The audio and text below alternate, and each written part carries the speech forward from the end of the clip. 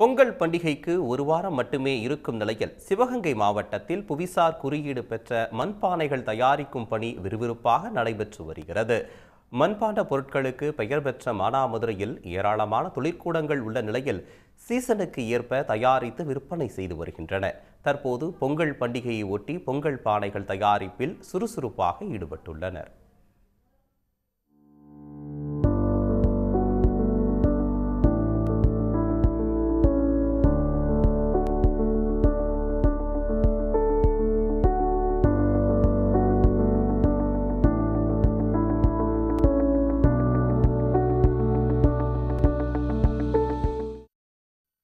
இருப்பினும் இந்த ஆண்டு மண்பானைகள் தயாரிப்பு குறைந்துள்ளதாக தொழிலாளர்கள் தெரிவிக்கின்றனர். கடந்த 2 வாரமாக பெய்த மழையால் குளங்களில் தண்ணீர் தேங்கியதால் களிமண் சேகரிக்க முடியவில்லை என்று குறிப்பிட்டனர். இருப்பினும் பொங்கலிடமும் சமையலுக்கு பயன்படுத்தும் வகையிலும் மண்பானைகள் தயாரித்து வருவதாகவும் வெளியூர் மற்றும் உள்ளூரிலிருந்து பலர் ஆர்வமுடன் வாங்கிச் செல்வதாகவும் அவர்கள் தெரிவித்தனர். உடனுக்குடன் செய்திகளை தெரிந்து கொள்ள சன் நியூஸ் பெல் ஐகானை கிளிக் பண்ணுங்க.